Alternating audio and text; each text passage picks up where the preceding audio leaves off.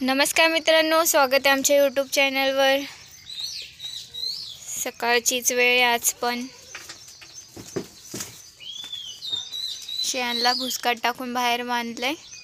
आता त्यांना टाकायचं असेल काहीतरी खायला अजून। मम्मी झाडू मारते वाटतं। बघा कसं साफ स्वच्छ आम्ही करतो, रोजच्या रोज सगळं साफ करतो। ते मुरम टाकलाय ना, त्याच्यामुळे थोडंसं खडकाळ येतं। त्याच्यातनं ह्या लेंड्या अशा थोड्या हळूहळू उचलाव्या लागतात आणि त्याच्यातले दगड साईडला काढून टाकावे लागतात, नाही तर काय फायदा होणार ते सगळंच टाकल्यावर। आणि आमची करडं बघा आज एकदम मस्त हे सवय झाल्यासारखे राहिलेत, पळत नाहीत काय नाही। तिकडे फळ्या ठेवल्यात त्याच्यावर बसलेत। त्यांना पण गहू आणि पेंड चालू केली आहे त्यांना आता।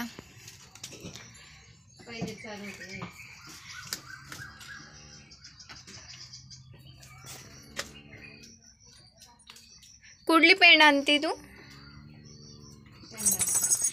शेंगदाणा पेंड चारतो आम्ही आमच्या करडांना। मी आमच्या शेणाला पण आम्ही तीच पेंड चारतो। खूप आवडीने खातात ते गहू आणि ती पेंड दोन। पातीला एवढं टाकलं होतं, ते तिथं पातीला होतं ना ठेवलेलं, त्याच्यात आणलं होतं। हे माझं लाडकं पिल्लू आहे।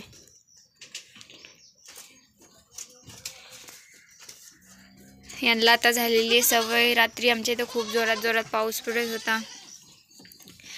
शेळ्या आमच्या बाहेर बांधल्या जातात, टाकायचं आहे खायला। तर तुमचा प्रश्न होता की तुमच्या टोटल किती शेळ्या आहेत, तुम्ही किती गुंठा हिरवा चारा केलेला आहे आणि कडबा म्हणजे सुक्का चारा किती आहे। तर आमच्या बघा आता ह्या 2, 3, 4, 5, 6, 7, 8 ह्या 8 मोठ्या शेळ्या आहेत आणि ती 9 करड आहेत। 8 मोठ्या शेळ्या 9 करड आहेत आमची। आमचा जो ओला चारा आहे, मी तुम्हाला मागच्या व्हिडिओत दाखवला तो ओला चारा, इथं किती गवत आहे आमचं। तर मम्मीला मी विचारलं तर साधारणपणे 3 गुंठा जागा आहे ही। 3 गुंठा जागेत हिरवं गवत होतं, पण आम्हाला पाण्याचं काही सोय नव्हती। त्याच्यामुळं फक्त हे बघा, हे नळाचं जे पाणी येत होतं ना, ते थोडं आम्ही सोडत होतो। पाणी घरात भरून झालं का थोडंफार इकडं सोडायचो, त्याच्यातच थोडासा टप्पा असा हिरवा उगवायचा। बाकी असं नव्हतंच जास्त त्यांना हिरवं गवत। तर आता हे 3 गुंठा प्रॉपर बघा कसं मोठं इथून काल कापलं असेल, पण ते लगेच किती मोठं होत चाललंय। तर 3 गुंठा आमचं आहे हिरवा चारा। प्लस पप्पा ज्या दिवशी घरी असतात त्या दिवशी ओढ्याला जाऊन सुबाबळ, वडाची पानं, खूप असं मोठी ओझी घेऊन येतात। 2 दिवस ते आरामात खातात, इतकं आणतात। म्हणजे मग त्या 2 दिवस ते जेव्हा सुबाबळ हे बाहेरून आणलेलं खातात, त्यावेळेस हे गवत जे असतं ते 2 दिवस पुढच्या टप्प्यात चालू होतं, म्हणजे 2 दिवस पुढची सोय होते, अशा टाईपमध्ये झालं ते। प्लस हा आमचा जो कडबा होता, हा जवळपास म्हणजे आमच्या स्वतःच्या वावरात प्लस विकत घेतलेला सगळा मिळून जवळपास 500 कडब्याच्या पेंड्या होत्या। त्या इथपर्यंत होत्या, इथपर्यंत तुम्हाला माहीत होतं ना, इथपर्यंत आहे, पाठच्या व्हिडिओत बघा। पण कसं गवत नव्हतं, ते गवत आत्ता चालू झालेलं आहे। तर त्याच्यामुळं फक्त आमच्या कडब्यावरच आणि हे जे भोद आहे ना, हा भोदच बोलतात ना याला, हा पूर्ण भरून ठेवलेला होता। तिथं त्या साईडला भरून ठेवला होता तो, आता अर्ध्याच्या पण खाली गेलेला आहे। एवढा भुसकाट, ह्याचे 2 भोद असे भरलेले होते, 2 संपवलेत। आणि ह्या अशा गोण्या ज्या आहेत ना, ह्या अशा गोण्यांमध्ये कांद्याची पात, इथं आमच्या इथं तर नाही शक्यतो। हां, ते आमची आई कामाला जाते ना, तर ती आणून सुकून अशा गोण्यांमध्ये भरून ठेवते। मग आम्ही रविवारचं किंवा 15 दिवसातनं एकदा जाऊन ते घेऊन येतो। आमच्या अशा खूप आवडीने खातात म्हणून आम्ही घेऊन येतो। तर म्हणजे जवळपास भरपूर, म्हणजे जेवढा कडबा ठेवलेला आहे ना, तेवढ्या आसपास कांद्याची पातसुद्धा चारलेली आहे, आता तेवढीच राहिलेली आहे। आणि असे 2 भोद आम्ही भुसकाटाचे गोळा करून ठेवलेले होते, ते पण पाला घ्यायचा विकत घ्यायचा होता, पण हे पावसाने सगळं. भुईमुगाचा पाला पण घ्यायचा होता, पण आता काही शक्य नाही होणार, कारण भिजलेला पाला तो सडलेला शेळ्या खाणार नाही, घेऊन सुद्धा फायदा नाही, पैसे वाया. त्याच्यामुळे आता नाहीच घेणार शक्यतो. आणि हिरवं गवत आता चालू झालेलं आहे, त्याच्यामुळं एक टायमाला आता म्हणजे बघा सकाळी हे भुसकाट गहू, आता गहू सध्या बंद केलेत आम्हाला शेळ्या लावायच्यात म्हणून.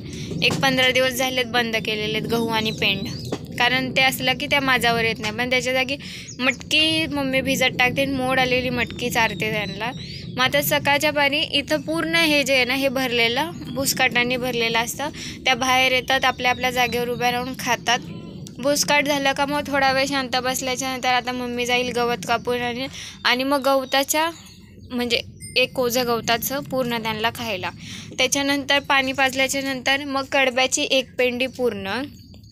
कडब्याच्या दिवसाच्या 4-5 पेंड्या लागतात. दिवसाच्या कडब्याच्या 4-5 पेंड्या लागतात, म्हणूनच एवढा पटापट आमचा कडबा संपतोय. इथपर्यंत होता, तुम्हाला माहिती आहे ना, ह्या काठीपर्यंत ही लाईन होती, पण आता एवढा राहिलेला आहे, म्हणजे निम्मा राहिला आहे असं समजू शकतो. जरा म्हणजे गणित आमचं चुकलं पाण्याबाबत. पुढच्या वर्षी आम्हाला थोडंसं जास्त कडब्याचा साठा करायला लागेल. आणि त्यातमध्ये आमचं भुसकट पण हे पावसाने भिजलं ना, बहुत पिकलं होता. आणि कडब्याचा थोडा जास्त साठा करायला लागेल.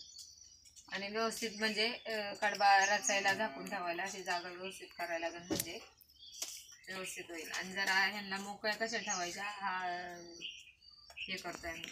म्हणजे आम्हाला ना अशा मोकळ्या शेळ्या ठेवायच्या आहेत, अशा बंदिस्त नाही ठेवायच्या, जेणेकरून ते त्यांच्या मोकळ्या फिरलेल्या पाहिजे. आणि एकदाच खाणं काय ते टाकायचं त्याच्यात, ते आपल्या मर्जीने खातील.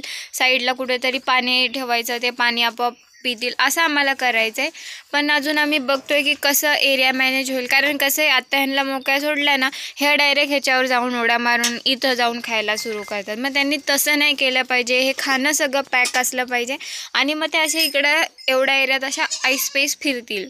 आणि मेन उन्हाळ्याचं पाणी नव्हतं मला, त्यामुळं सुकं चारा आमचा फटाफट संपला. आणि त्या सुक्या चाऱ्याचं बजेट बरोबर होतं, 500 कडबा घेतला होता. म्हणजे हिरवा चारा कमी असल्यामुळं. पण आता आम्ही म्हणजे पाण्याची पण सोय केलेली आहे, त्याच्यामुळे आता कंटिन्यूज आमचं हिरवं राहणार आहे. तर आता आम्हाला काही टेन्शन नाही आहे शेळ्यांना खायला. आणि अजून थोडंसं पुढं वाढवायचं, अजून 1-2 गुंठा. म्हणजे जवळपास आता 3 आहेत, तर 5-1 गुंठापर्यंत आम्हाला गवत करायचं आहे. ठीक आहे मित्रांनो, आमच्या चॅनलला नवीन असाल तर चॅनलला सबस्क्राईब करा. शेळ्यांना 5-6 गुंठा हिरवा चारा